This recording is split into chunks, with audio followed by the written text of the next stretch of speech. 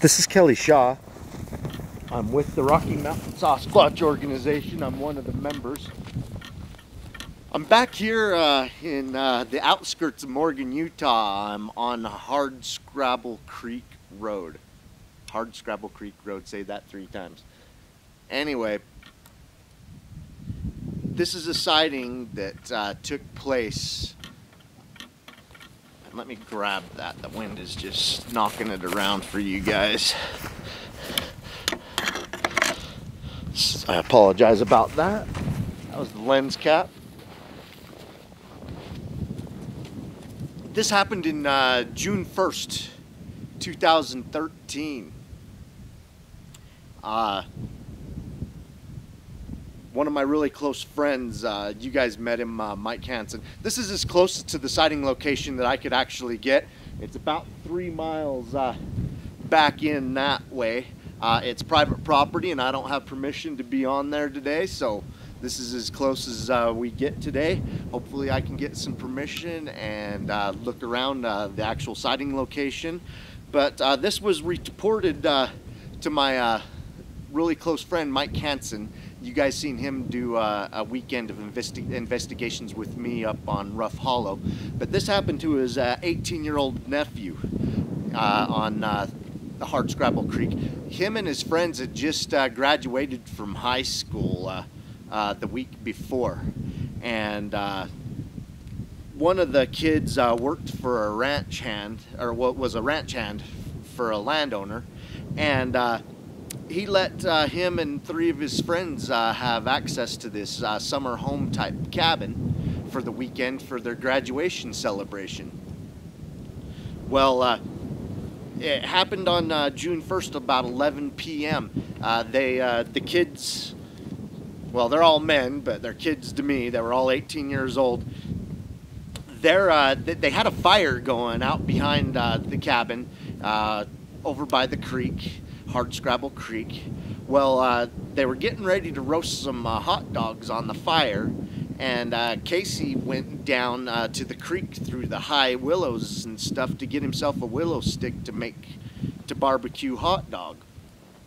And he gets down in the willows, and about 20 feet away from him, the creature was laying down or hunched down in some willows.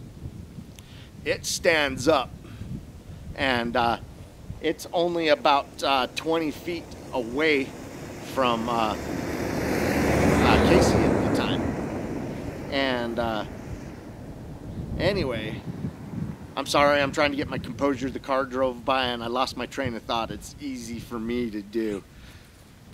Well, Casey says he was about 20 feet away from the creature as it stood up. He says the creature just ignored him.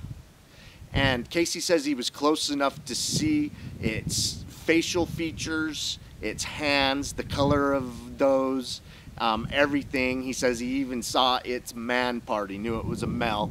And he estimates it was anywhere from 8 to 9 feet tall. And he says it didn't even look at him, but it walked past him. It come a little bit closer to get past him into the willows, into the thicker, bigger willows and stuff. And Casey says, I don't even know if it knew I was there. My opinion, it knew dang well it was there. I think he spooked it and got it to stand up and walk off. Kind of creepy. To me, it was hiding in those willows watching these kids have their hot dog roasting shindig. But yeah, it freaked Casey out. He says it was covered in long dark hair and it looked like a very large person. He says its features were very human-like. And anyway, after it walked off, he tore up to his friends and told them what happened. And one of the other kids had a sighting 2 weeks before when he was working for this rancher up here on this property. He's seen one of these creatures a couple weeks before, so he believed Casey right away. And both of them left immediately. The other 2 kids, they went in the cabin and stayed the rest of the weekend. I mean, it spooked them a little bit, but neither one of them had a sighting. So anyway, Casey didn't know who to tell. He knew his Uncle Mike would believe him. He was afraid to tell his dad. I know his dad, and his dad's a fun-loving person, and he likes to give a person a hard time. So Casey was afraid to tell his dad because he knew his dad would just tease him to the end. But he told Mike, and then it took him about a week later to get up enough nerve to tell his dad. But Casey had no idea that Mike had some friends that are Bigfoot researchers, and Mike's like, I'm calling Kelly. And so Mike called me and texted me, and I was out Bigfoot research expedition. I was on a 5-day expedition up in the High Uinta Mountains, Christmas Meadows, and I don't have phone reception up there.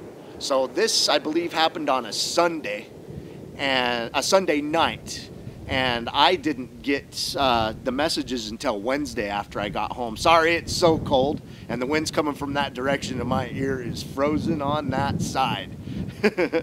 We're having a cold snap. We haven't had any temperatures this week above freezing. Well, anyways, I was up in the High Uinta, so I come home on that Wednesday, and these kids no longer had access to the property, and the owner went on a vacation overseas, so I still haven't gotten back in there. That's one of my plans this year, is to get back up in there and see what's going on. But this was just on the outskirts of Morgan, and it's a pretty crazy sighting.